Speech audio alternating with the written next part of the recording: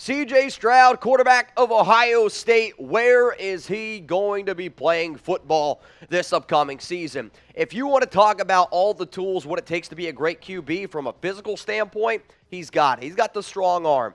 He has really good ability to, I think, diagnose a play. He has a cannon, and I mean a cannon for the arm that all NFL teams look at. Height, size. He can run even though he doesn't run all that much. I was a little bit shocked to see Lance Zierlein's NFL comp as Jared Goff, but then again, Jared Goff did go number 1 overall in the NFL draft. The only thing that I see when I look at tape for the Buckeye QB is when the pocket collapses, he struggles. And he was luckily enough to be on Ohio State's offense filled with extremely talented wide receivers, filled with an extremely talented offensive line. And I am curious to see how he does up against NFL teams because, well, he's not going to have the pocket that he did with the Buckeyes. In 2022, 66.3% completion percentage, 3,688 yards, 41 touchdowns, 6 interceptions. This kid, man, I was a little bit worried about some of the tape because his games against Rutgers was bad. His game against Northwestern, really bad. But if he plays the way that he did against Georgia, against that defense, you're looking at somebody who should probably go number 1 overall. Speaking of number 1, I do think that the Carolina Panthers are obviously interested. There has been a lot of rumors around what they could do, and when you trade up from 9 all the way up to number 1, you're probably going to be looking at a QB, right? You got the Houston Texans at 2. Could they go for that big, strong arm quarterback? Definitely something to think about. Indianapolis Colts, they always, and I mean, this has been a team that's built on the back of big, strong, armed QBs. The Las Vegas Raiders, I know Dave Ziegler, big fan of Stroud. The question is, does he fall to 7? I don't think he does. If you're the Raiders or if you're Atlanta and you want this guy, you got to trade up. And if he somehow is still on the board at 3, that's where I see a possibility of these teams right here trading up to get him. So where is CJ Stroud going to be playing football this upcoming season? He's a hell of a prospect, and I know there's a lot of people out there that are worried about Ohio State QBs, and when you judge the helmet, I do think it can end up biting you in the butt. But when you look at a lot of the quarterbacks from Ohio State, they have struggled in the NFL. So, where is CJ going to be playing football this upcoming season?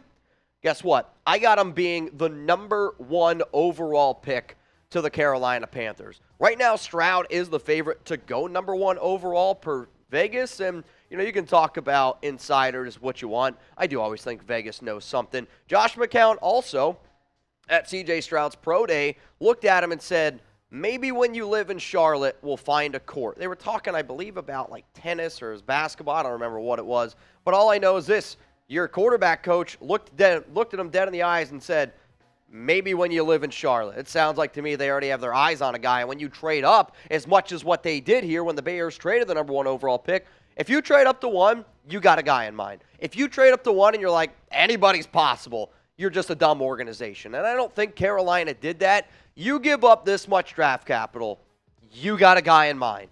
And I think that guy that they have in mind is CJ Stroud. When you look at the numbers over the past 2 seasons, in 2021 compared to 2022, sure, the completion percentage is higher. The passing yards are higher. But overall, I want a quarterback who I believe can get better and has that true athletic upside, has the arm, has the accuracy, and from that standpoint, he has all of those things. Is he going to struggle in year 1 in Carolina's offense? Sure, maybe. But then also, if I'm the Carolina Panthers, I'm looking at what the Bengals have done. The Bengals had the number 1 overall pick. They took Joe Burrow, and now they are one of the best teams in the NFL. Their Super Bowl windows every single year. So if you believe that CJ Stroud can be that guy, I think you got to take him. I also think that Carolina has shown that they're not afraid to be aggressive. So CJ Stroud, to me, might have the best upside compared to floor out of all the quarterbacks in the draft, which is why I think he's going to go number 1 overall to the Carolina Panthers. NFL fans, I don't want you to miss out. If you're looking for the best NFL draft content on YouTube, I want you to subscribe and turn on the notifications. Whether you're looking for analysis on Bryce Young, CJ Stroud, Will Levis, Anthony Richardson, if you're looking for more mock drafts, heck, we even have player interviews that we got at the Combine. If you're a die-hard fan in terms of NFL draft content, I want you to hit that big old red button that says subscribe. So now let's talk about the top 4 draft quarterback prospects out there. You have Bryce Young from Alabama, which many people regard him as being the number 1 quarterback in this year's class. Then you have CJ Stroud out of Ohio State. Depending on who you talk to, some teams are worried about because he's played at a friendly Ohio State system. Other teams look at him as being a very pro-ready QB. Will Levis, an athletic freak, great arm talent, 24 years old. But if you're looking to take upside, would you just take Anthony Richardson from Florida, who is a few years younger? When you look at their numbers from their past season, Bryce Young, 64.5% completion percentage, 3,328 yards, 32 touchdowns, 5 interceptions. You compare that to CJ Stroud, and Stroud beats him out in completion percentage, beats him out in yards, 41 touchdowns, 6 interceptions. Though I'd make the argument that Ohio State had a lot more talent offensively than the Crimson Tide did this past season. And now you go over to some more teams in the SEC with Will Levis, who completion percentage is solid, yards a little bit lower, but teams aren't drafting him based on his production. They're basing it off of what his upside is. And if you want to talk about upside, then you got to talk about Anthony Richardson. 53.8% completion percentage, 17 touchdowns, 9 interceptions, but he also had close to 650 rushing yards. So my question to you is this. I believe that there is a consensus top 4 quarterbacks in the 2023 NFL Draft. What I want to know from all of you, because this is what we do here at Chat Sports, who's the best one? If it's Bryce Young, type BY. If it's CJ Stroud, type CJ. What about Anthony Richardson, AR? If you think it's Will Levis, then type WL. I do think different people are going to answer that question very differently. If you're an NFL GM, if you're a scout, if you and me were sitting on the couch looking at these guys' tape, I think if you want the player who has got the highest floor, that's Bryce Young. If you were to say, Mitch, you got to bet your entire house on which quarterback prospect you think is not going to bust, I'll say Bryce Young, because to me, mentally, he's the sharpest one out of those other players. If you're telling me, okay, who do you think is actually the most pro-ready?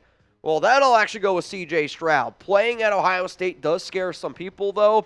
I look at the arm strength, I look at the accuracy, I look at the height, the weight. The biggest thing that scares me with Bryce Young is his size.